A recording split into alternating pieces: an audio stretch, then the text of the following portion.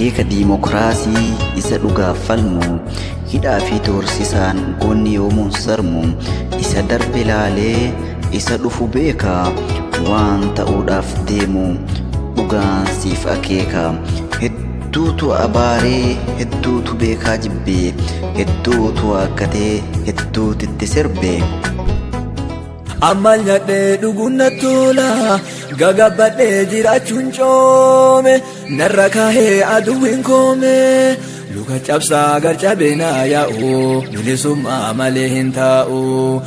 ti cabsaa garcabee naa yaa'u bilisummaa malee hin taa'u. warri hayyuu jibbaaf dhahaa turtan dibbee biyya diidda jedhee yoo beekaan si gorsu maaliif hin dhagahin dura maaliif diddee akkam nagaa jirtaa yaa hayyicha keenya yaa abbaa tokkummaa yaa abbaa nageenya ati nurraa hidhamnaan faffacaanee teenya sabni walitti ka'ee gandaan wal qoqqooda hunduu gaarrefatee kunoo waliin ooda beekaa lugaamanii maaltu dhufa booda yaa mantiisa biyyaa yaa beekaa Oromoo yaa jawaarii kiyyaa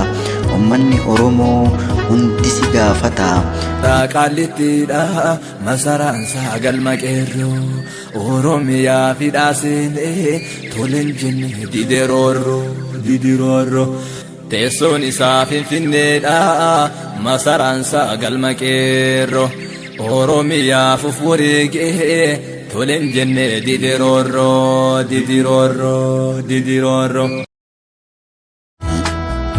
lammiileen alaatu hedduut si iyyaafata akkam nagaa jirtaa yaa abbaa ummataa siyaanne maraanne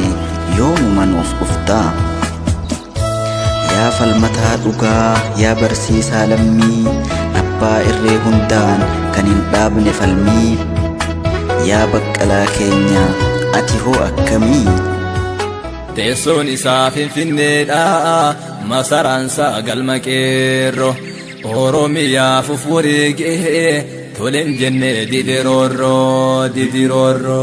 didiroorro gara laafessa koo abbaa jabaaf laafaa yaa gameessa keenna yaa dajanee xaafaa maaf sinit taphatti jarri qalbii naafaa Shamsaddiin jira goonni sabaaf du'u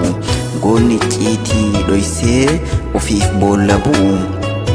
harree taatu malee alabula Oromiyaa fardi kooraa alabula Oromiyaa fardi kooraa gadhee taatu goota dhugaa sabaatti tasumaa hin safne goota biraa yoomillee hin hafne arafaat ka Oromoo fayyaa jirtaa qomoo arjaa rakkataadhaaf oliif gadi kaatu isa buqqaatotaaf hunda baasee laatu saba isaatiif jecha hayyuun mana hidhaa qooqa oola goonni mana hidhaa qooqa oola saba isaa hidhamtoonni haqaa abshiiraa ni baatu rabbiin abbaa haqaa hayyoota kan keenya fayyaa nuuf halaatu barreessaan Amiin Nuuree galatooma.